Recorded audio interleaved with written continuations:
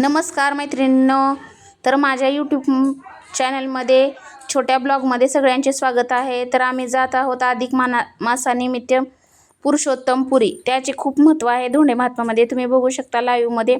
तर सकाळचा सूर्य कसा किती छान दिसत आहे आणि आमची फॅमिली म्हणजे पूर्ण नाही, छोटीशी फॅमिली, कारण बरेच जण आमच्या इथं मिसिंग होते बाहेर जाण्यासाठी। तर आम्ही मोजके 4-5 जणच गेलो होतो, फॅमिली खूप मोठी आहे। तर तिथे गेल्यानंतर आम्ही गंगेचं स्नान केलं। गंगेचं स्नानाचं महत्त्व असल्यामुळं तिथे धोंडे दिले, पूजा झाली। बघा, ही नदी गोदावरी नदी आहे। तर हे पुरुषोत्तमपुरी बीड जिल्ह्यातील माजलगावपासून 22 किलोमीटर आहे आणि जिल्हा बीड आहे। तर तिथे हे स्थान आहे पुरुषोत्तमपुरी म्हणून।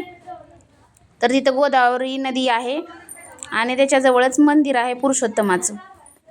तर बघा, आम्ही असं बोटिंगचा पण आम्ही आनंद घेतलेला आहे। इकडून त्या कडेला जाण्यासाठी बोटिंग ठेवली होती, तर बोटिंगमध्ये बसायची इच्छा झाली तिथं नदीवर बघितल्यामुळं। तर असं आम्ही बोटिंगमध्ये प्रवास इकडून त्या काठावर गेलो आणि त्या काठावरून ह्या काठावर आलेलो आहोत। एकदा स्नानाच्या आधी तिकडं, परत स्नान करून इकडं, हे बघा बघू शकता असं। आणि खूप महिला होत्या, कारण त्याच्या महत्त्वच असल्यामुळं। तर हे बघा बोट चालू करण्याची पद्धत।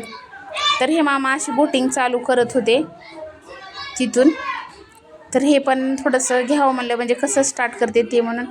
बघा, आज कोणी त्याच्यामध्ये पवत आहे, कोणी आंघोळ करत आहे आणि सगळेजण बोटिंगचा आनंद घेत आहेत। बोट चालू झाल्यानंतर बघा नदी किती मोठी आहे। तर भरपूर महिला मंडळ होते आमच्या बोटिंगमध्ये, तुम्ही पाहू शकता। तर असं मस्त आम्ही ह्या नदीचा आणि बोटिंगचा आनंद घेतलेला आहे। तुम्हाला कसं वाटते ते सांगा, किंवा तुम्ही कुठं गेलात असताल देवस्थानात ते पण कमेंटमध्ये सांगू शकता। आणि तुम्हाला हे खरंच व्हिडिओ आवडला असेल तर लाईक शेअर करू शकता। तर इथं पूर्ण जत्रा जशी भरते तसं तिथं ह्या नदीवर गंगेला यात्रेचं स्वरूप होतं। तुम्ही बघू शकता, कुठंही माणसं नाहीत असं नाही, दूरपर्यंत कुठंही माणसं होती। हे बघा, तुम्हाला लाईव्ह बघू शकता। तर आम्ही पण तसंच आनंद घेतलेला आहे। आणि त्याच्यानंतर आम्ही जात होतो आता दर्शनासाठी निघालो होतो। तर तिथं परत असे वेगवेगळे स्टॉल होते। स्टॉलमध्ये पूर्ण जत्रेला कसं भरते स्टॉल, सगळे वेगवेगळ्या प्रकारचे सगळ्या स्टॉल होते। तर खूप छान वाटत होतं, कारण खूप मोठी यात्रा भरली होती इथं। तर आम्ही याचा आनंद घेतलेला आहे। तुम्हाला कसं वाटते ते कमेंटमध्ये सांगू शकता। आणि पुरुषोत्तमपुरी, हे बघा हे पुरुषोत्तमाचं मंदिर आहे। तर इथं आम्ही दर्शन घेतलं। तिथं पण अधिक मासाचं महत्त्व असल्यामुळे आम्ही इथं दर्शन घेऊन धोंडेदान केले। परत तिथून आम्ही निघालो परळी वैजनाथाचं मंदिर।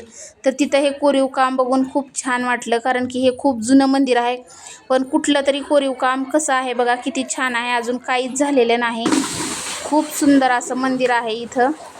तर लाईन होती खूप दर्शनासाठी। हे बघा मंदिराचं गाभारे बघा, हे किती सुंदर आहे कोरीव काम। हे बघा, हे पूर्ण असं किती छान पूर्वीपासून बांधकाम केलेलं आहे, पण कुठंच काही खराब झालेलं नाही, दगडी बांधकाम आहे। तर अशी दर्शनासाठी लाईन होती आणि खूप गर्दी होती। तिथून आम्ही परत दर्शन घेतल्यानंतर आम्ही निघालो घरच्या दिशेनं। तर तुम्हाला हा व्हिडिओ आवडला असेल लाईक शेअर कमेंट करा।